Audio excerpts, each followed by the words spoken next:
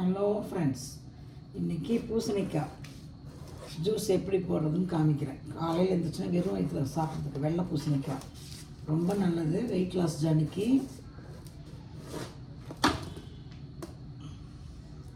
பாதி கட் பண்ணி வச்சுருக்கேன். இதை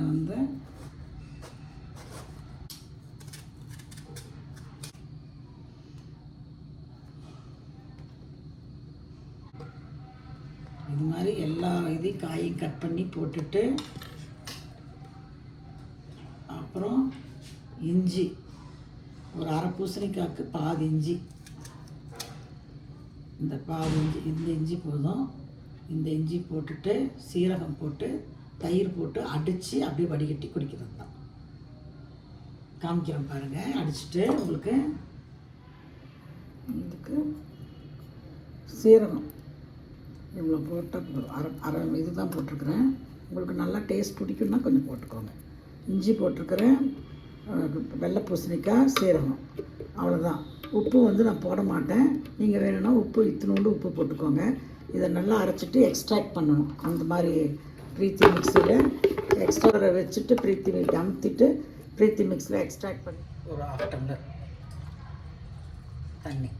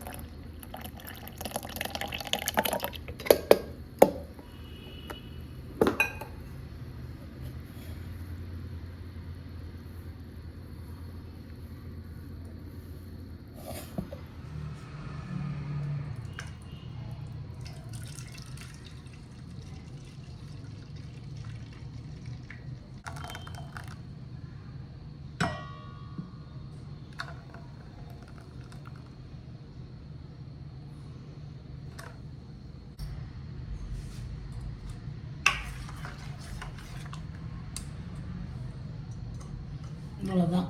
இதுதான் இப்போ ஃபைனல் ப்ராடக்ட்டு, பூசணிக்காய் ஜூஸ், மோர் ஜூஸ். தேங்க்யூ. மறுபடியும் கொஞ்சம் தண்ணி போட்டு வடிகட்ட அதுலேயே போட்டு 2 தடவை தண்ணி ஊற்றி வடிகட்டினாலும் வடிகட்டிக்கலாம். இல்லை இன்னும் நம்மளுக்கு எக்ஸ்ட்ராக்ட் பண்ணுறது எப்படி இருக்குன்னு பார்க்குறதுக்காக தான் நான் உங்களுக்கு இதில் வடிகட்டி காமிச்சேன். இவ்வளோ தான் நிற்கிது. இதில் போட்டு மறுபடியும் 2 தடவை தண்ணி ஊற்றணும்.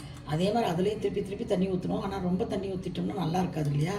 அதனால் இதுதான் கொஞ்சம் கரெக்டாக பார்த்து கொஞ்சம் கொஞ்சமாக ஊற்றி இது பண்ணிட்டேன். இதுதான் கடைசியில் மீதியானது. அரை கிலோ இதுக்கு இதுதான் மீதியானது. தேங்க்யூ. இது அரை பூசணிக்காயில் இவ்வளோ ஜூஸ் வருது. இது 2 டம்ளர் ஆகும். நாளைக்கு ஒரு 2 டம்ளர் ஆகும். இதுதான் நான் இன்றைக்கும் நாளைக்கும் ஜூஸ். காலையில் இருந்துட்டேன் வெறும் வயிற்றில் குடிக்கணும். நான் சுடு தண்ணி குடிப்பேன் வெறும் வயிற்றில். குடிச்சிட்டு அதுக்கப்புறம் இது ஒன்று குடிப்பேன். தேங்க்யூ.